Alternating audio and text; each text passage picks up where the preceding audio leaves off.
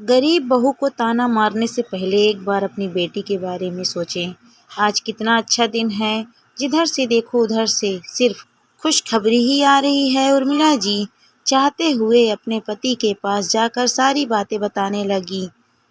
हमें आपकी लड़की पसंद है। मैं चाहती हूँ कि शादी 1 महीने के अंदर ही रख दी जाए, क्योंकि उसके बाद शादी का कोई मुहूर्त नहीं आ रहा है। कुंती जी फ़ोन पर उर्मिला जी से बोली। उर्मिला जी बोली, जी मैं तृप्ति के पापा से बात करके आपको बताती हूँ। उर्मिला जी फ़ोन रखकर खुश होकर शिवानंद जी से बोली, सुनिए तृप्ति के पापा, हमारी तृप्ति लड़के वालों को पसंद आ गई है और अंदर से घर की बनी मिठाई का एक टुकड़ा लाकर शिवानंद जी के मुंह में डाल दिया, मगर वे लोग चाहते हैं कि शादी 1 महीने में ही हो जाए।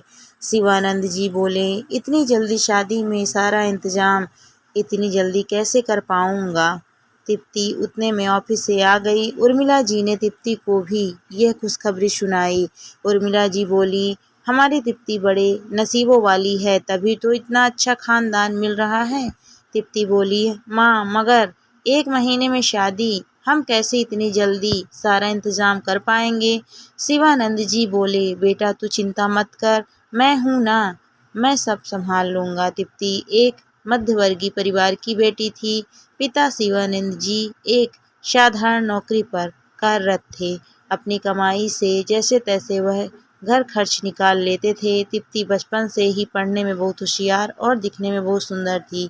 तृप्ति ने अपनी पढ़ाई पूरी कर जल्द ही नौकरी पर लगकर अपने पापा का आधा बोझ अपने सर पर उठा लिया था। तृप्ति का जहाँ रिश्ता तय हुआ था, वे लोग बहुत पैसे वाले लोग थे। तृप्ति की सास कुंती जी ने तृप्ति की सुंदरता और काबिलियत देखकर उसे अपने बेटे अंकित के लिए पसंद किया था। अंकित को भी तृप्ति पहली नज़र में ही भा गई थी।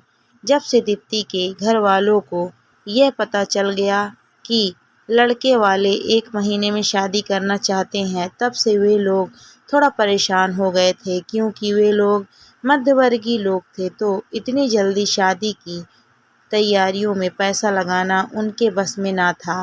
फिर भी शिवानंद जी शादी की तैयारियों के लिए पैसे जुटाने में लग गए। तृप्ति ने भी अब तक जो भी कमाया था वह बैंक से निकाल कर लाई, और शिवानंद जी के पास भी जो जमा पूंजी थी वह उन्होंने शादी में खर्च करने बैंक से निकलवा ली, और वे लोग शादी की तैयारियों में जुट गए थे। कपड़े लत्ते ज्वेलरी सभी कुछ तृप्ति के लिए खरीद लिया, और आखिर शादी का कार्यक्रम भी अच्छे से संपन्न हो गया। तृप्ति के पापा शिवानंद जी से जो भी बन पाया वह सारा इंतजाम उन्होंने शादी में किया था, मगर तृप्ति की सास कुंती जी को लड़की वालों की तरफ से शादी में की गई एक भी व्यवस्था पसंद नहीं आई। वे शादी में तो कुछ ना बोली, मगर शादी होने के बाद दूसरे दिन ही अपने पति ऋषभ जी से बोली, क्या खाक इंतजाम किया था तृप्ति के घर वालों ने। हमारे घर के नौकर भी उनकी शादियों में इससे अच्छी व्यवस्था करते हैं। मुझे तो हमारे मेहमानों के सामने शर्म महसूस हो रही थी, यह बताने की कि मैं ऐसे फटीचर घर से बहू लेकर आई हूँ। अगर हमें पहले बता देते कि शादी में खर्चा करना उनकी औकात से बाहर है, तो हम शादी का पूरा खर्चा उठा लेते। कम से कम मेहमानों के सामने यह बेइज्जती तो नहीं सहन करनी पड़ती। ऋषभ जी बोले, भाग्यवान लड़की वालों के हालात तुम जानती तो हो, फिर क्यों। खाने में हमारे यहाँ क्या क्या बनता है वही सब बना देना। कुछ ही देर में खाना तैयार हो गया। पनीर टिक्की, ड्राई फ्रूट से बना हलवा, आम का रस, मलाई कोफ्ता। थोड़ी देर में डाइनिंग टेबल पर शांति देवी ने सर्व कर दिया। अंकित, ऋषभ जी, अंकित की छोटी बहन दीपिका सभी साथ में खाने के लिए बैठ गए। तृप्ति ने अपनी प्लेट में सिर्फ सलाद लिया और वह खाने लगी। अंकित बोला, क्या हुआ तृप्ति, तुम इतना सारा खाना छोड़कर सिर्फ सलाद क्यों खा रही हो। कुंती जी बोली, तृप्ति ने अपने मायके में कभी इतना हैवी खाना कहाँ खाया होगा। इसके मायके में तो दाल रोटी चावल यही बनता होगा, इसीलिए उसे इतना हैवी खाना खाने की आदत कहाँ होगी। खाना खाते हुए सभी लोग एक दूसरे के सामने देखने लगे।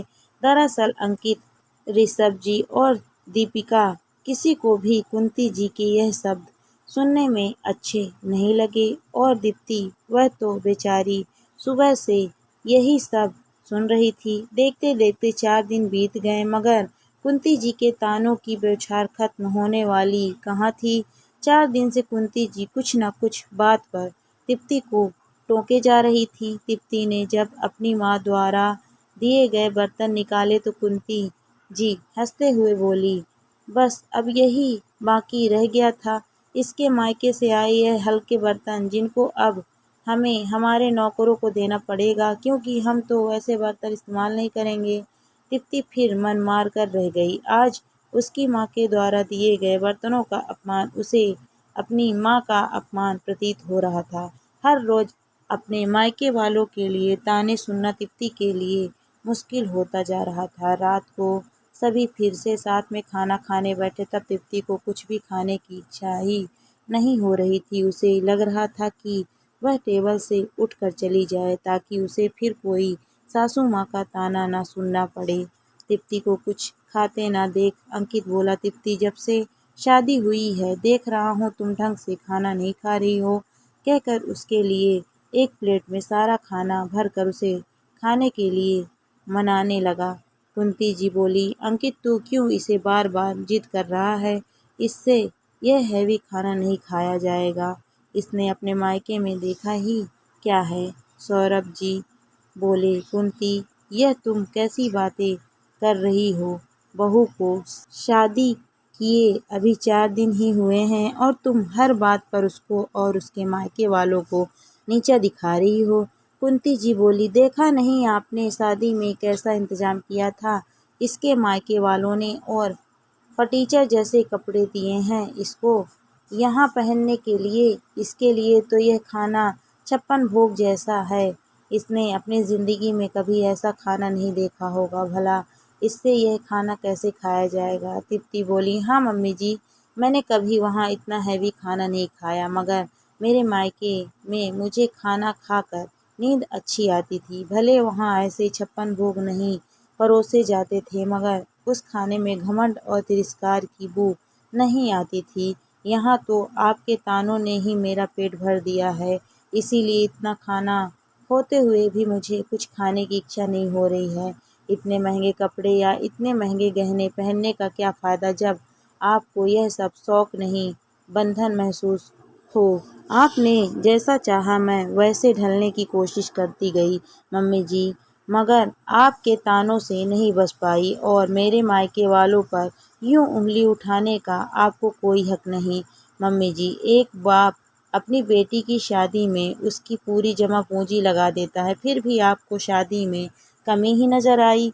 कुंती जी बोली, तुम्हारे पापा की इतनी परिस्थिति नहीं थी तो हमें कह देते, हम तुम लोगों को पैसा दे देते ताकि तुम लोग शादी में दिल खोल कर खर्चा कर सको, कम से कम इतने मेहमानों के सामने हमारी बेइज्जती तो नहीं होती। दीप्ति बोली, मम्मी जी हम लोग गरीब जरूर हैं मगर स्वाभिमानी हैं और मेरे पापा ने कभी किसी के आगे पैसों के लिए हाथ नहीं फैलाया। दूसरों से पैसा लेकर शादी में दिखावा करना यह हमारे घर के संस्कार नहीं है और आपका अगर मुझसे और मेरे घर वालों से इतनी दिक्कत थी तो आपने इस शादी के लिए हाँ क्यों कही, मुझे अंकित के लिए क्यों पसंद किया, क्या सिर्फ इसीलिए कि आप शादी के बाद मुझे और मेरे मायके वालों को ताने दे सकें। एक लड़की अपना घर परिवार छोड़कर ससुराल आती है, कितने सपने सजोए होते हैं उसने, मगर जब ससुराल में हर पल उसे उसके मायके वालों के लिए व्यंग सुनने मिले तो दिल छल्ली हो जाता है उसका, कहकर तृप्ति रो पड़ी। अंकित बोला, मम्मी आपके व्यवहार पर बहुत कुछ निर्भर करता है, आप जैसा अपनी बहू के साथ करेंगी वैसा ही व्यवहार आपको भी अपनी बहू से मिलेगा। मैं तो बस यही चाहता हूँ कि आप सास बहू का रिश्ता माँ बेटी जैसा रहे, इसीलिए मैं आपसे प्रार्थना करता हूँ कि आप जो भी बोल रही हैं वह बोलने से पहले सोच लें और आपने जो तृप्ति के मायके वाले की रट लगा कर रखी है उसे छोड़ दें। ऋषभ जी बोले, कुंती तुम पहले से जानती थी कि तृप्ति के घर वाले बहुत ज़्यादा संपन्न नहीं है। तुमने दीप्ति को उसकी सुंदरता और काबिलियत देखकर पसंद किया था ना, कि उसका घर परिवार देखकर। फिर किसी गरीब घर की बेटी लाकर उसको ताने मारना, क्या यह तुम्हें शोभा देता है? मैं तो दीप्ति की हिम्मत की दाद देता हूँ कि वह बेचारी लड़की इतने ताने सुनने के बाद भी आज तुम्हें प्यार से समझा रही है। वे दीप्ति की तरफ देखकर बोले, बेटा तेरी हिम्मत ही तेरा हौसला है, इसे यूं ही बरकरार रखना। अंकित की बहन दीपिका बोली, मम्मी सोचो कल के दिन अगर मेरे ससुराल वाले मुझे यूं ताने मारेंगे तो तुम्हें कैसा लगेगा?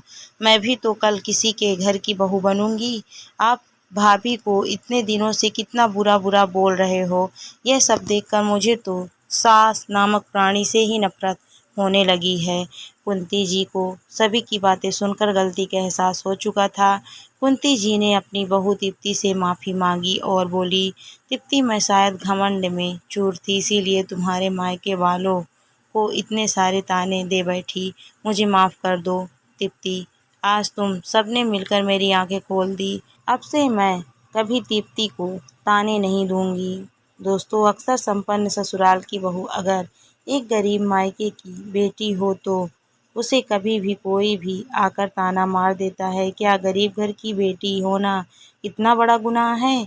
क्या गरीब माता पिता की बेटियां बेटियां नहीं होती? इसीलिए कभी भी किसी भी बेटी को ताना मारने से पहले ये ज़रूर सोच लें कि कल के दिन अगर हमारी बेटी के साथ भी उसके ससुराल में ऐसा व्यवहार हो तो क्या एक माता पिता बर्दाश्त कर पाएंगे? फिर वह अपनी बहू के साथ ऐसा व्यवहार कैसे कर सकते हैं?